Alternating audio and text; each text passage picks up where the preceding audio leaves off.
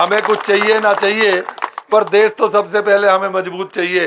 अब के 400 पार धारा बह रही है ना, उसी में बहना चाहिए। मोदी जी के हाथों को मजबूत करना है। मैं आपको विश्वास दिलाता हूं कि 25 की 25 जीतेंगे। अभी विधायक जी कह रहे थे कि पूर्वजों का नाता है। नाता नहीं है जी, गांव ही मेरा है। मतलब बघेरी से ही गए हुए हैं हम अनंगपुर। सबसे बड़ा गांव हमारे भडानों का बघेरी है। और काफी दिन में इनके दर्शन करने का मौका मिला वैसे, लेकिन यही है कि आपने मुझे दर्शन दिए। मैं बहुत पहले आया था, मेरे ख्याल खाटू श्याम जी का जागरण था, या तब खाटू श्याम जी ने बुलाया और अब भूपेंद्र जी यादव जी ने बुलाया। कहते कि यादवों का और गुजरों का तो अलग से रिश्ता है। और वो क्या कि राधा मैया हमारी मैया जो है वो गुजरी और कन्हैया यादव।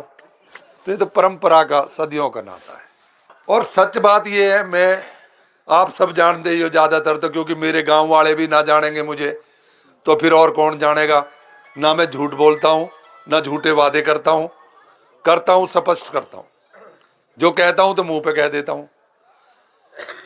तो मोदी जी के हाथों को मजबूत करना है। मोदी जी के हाथों का मतलब है इस देश का मजबूत करना है। और हमें सबसे पहले तो अपना देश मजबूत चाहिए। हमें कुछ चाहिए ना चाहिए, पर देश तो सबसे पहले हमें मजबूत चाहिए। हमारे वीरों का सम्मान चाहिए, बहनों माताओं का सम्मान चाहिए, और बच्चों को रोजगार चाहिए, और वो मोदी जी दे सकते हैं। क्यों दे सकते हैं? कि देव नारायण जी भी कमल में खिले थे, कमल के फूल में ही पैदा हुए थे ना देव नारायण, जो हमारे भगवान है। तो वो कमल वाली पार्टी में शायद मैं तो ये कहूंगा कि वो भगवान है। अभी बता नहीं रहे हैं कि हम भगवान हैं, और वो भी कोई ना कोई ऐसा भला करने आए हैं कि जो आज तक पहले किसी ने नहीं किया है सिवा भगवानों के। तो इसलिए क्योंकि हमारी जो कौम है वो पीछे रह जाती है, तो मेरा आपसे ये विनती है कि हमें जहां धारा बह रही है ना, उसी में बहना चाहिए। हमें उल्टा नहीं चलना चाहिए। बतेरे उल्टे चल लिए हम, खूब पिट लिए हम। लेकिन अब भूपेंद्र जी जो हमारे यहाँ से एमपी हैं, वो नेक इंसान है। और मैं तो कहूंगा बाबा मोहन राम ने ही शायद उन्हें भेजा आपका भला करने के लिए। झूठी बातें नहीं करता, राजनीतिक नहीं करता। मैंने यहाँ तक कभी इलेक्शन नहीं लड़ना। मैंने हरियाणा छोड़ दिया, ऐसे ही एक सभा कर रहा था, उसमें छोड़ दिया कि हरियाणा नहीं लड़ूंगा। अब दुनिया कहती है लड़ ले। मैंने की एक बार जवान होगी खत्म। तो अब कई बार कह देते हैं कि यहाँ कोई अलग से, मैं कि भैया मेरे पे तुम अगर ज्यादा करो तो राजस्थान की भी कर लूंगा। फिर वो कहने लगे राजस्थान है तो बच्चा रहने, पता ना कहा जाना।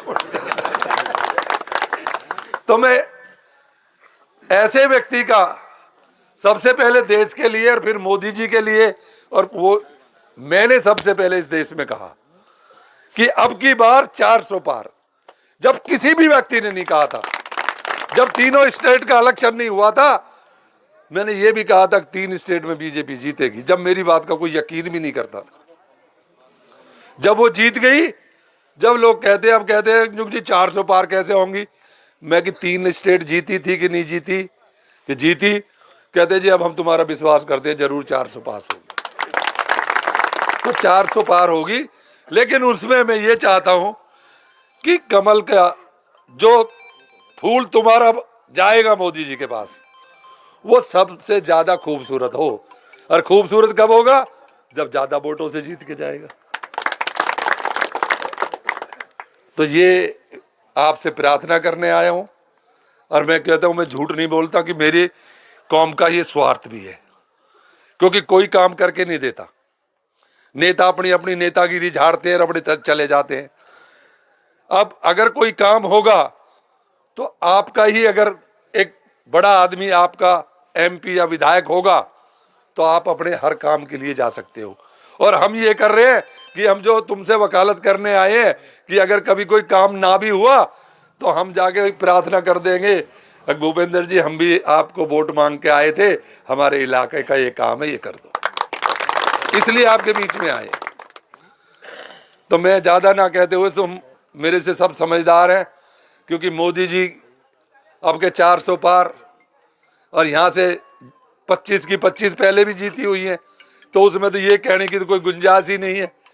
तो अब के ये है कि ज्यादा से जीत के आए, सीटें तुम्हारी ज्यादा से जीत के आए। कई तो भाई कह रहे हैं फलाना हार रहा, ढिकड़ा हार रहा, मैं आपको विश्वास दिलाता हूं कि 25 की 25 जीतेंगे, क्योंकि लोग देश से प्यार करते हैं, मोदी जी से प्यार करते हैं, और मोदी जी से परमात्मा प्यार करते हैं, उनने ही किसी काम के लिए भेजा। तो वोट अपनी तो देनी ही है। जो मित्र कोई नाराज हो, कोई साथी कोई नाराज हो, जो ना दे रहा हो, तो उससे ये कह देना अगर भाई देश के लिए दे दे, हमारे लिए ना दे, अच्छाई के लिए दे दे। अब मोदी जी को क्या चाहिए ये बताइए?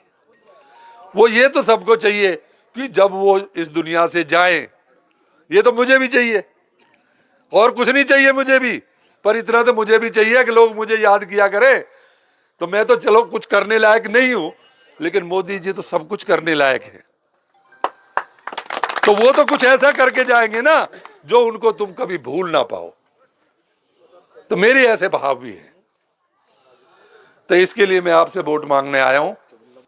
मैं वैसे वहां पे भी गया था कोटपुतली में, तो वहां पे भी मैं 10-20 काम करके आया, क्योंकि वो राजेंद्र जी जो है ना, वो जब मैं 4 में लड़ने आया था इलेक्शन, तब वो मेरे साथ थे, क्योंकि वो विधायक थे जब। तो मैंने देखा टीवी में कि यार वो लड़ रहे हैं, ये तो मेरे इन्हें मदद की थी उस टाइम, और उनके महल पे ही मैं रुकता भी था, 10 दिन का उधर दौरा होता था। तो मैंने कहा भाई हमारा समाज ऐसा है जी कि उधार नहीं रखता। तो जब समाज ही उधार नहीं रखता तो करतार उधार कैसे रखेगा? तो मैं उनके प्रचार में इसलिए वहां गया था। तो कल मेरा वहीं दौरा था सारा। फिर एक दिन मेरी मुलाकात भूपेंद्र जी से हुई, क्योंकि परमात्मा का, बाबा का आदेश था, कोई बाबा मोहन राव का ही आदेश था कोई, तो वो मदद करनी है। और अपने, क्योंकि भगवान खुद तो कभी उतर के नहीं आते, किसी बंदे के रूप में आ जाते हैं, तो वो अच्छे इंसान हैं और अच्छा काम करेंगे। तो इसलिए जितनी ज्यादा वोटों से आप उन्हें जिता के भेजेंगे, उतने ही वो मजबूत होंगे। वैसे तो बहुत मजबूत है वो, लेकिन और मजबूत होंगे। तो इसमें ज्यादा ना कहते हुए, भारत माता की, भारत माता की, मोदी जी जिंदाबाद, मोदी जी जिंदाबाद, मोदी जी जिंदाबाद।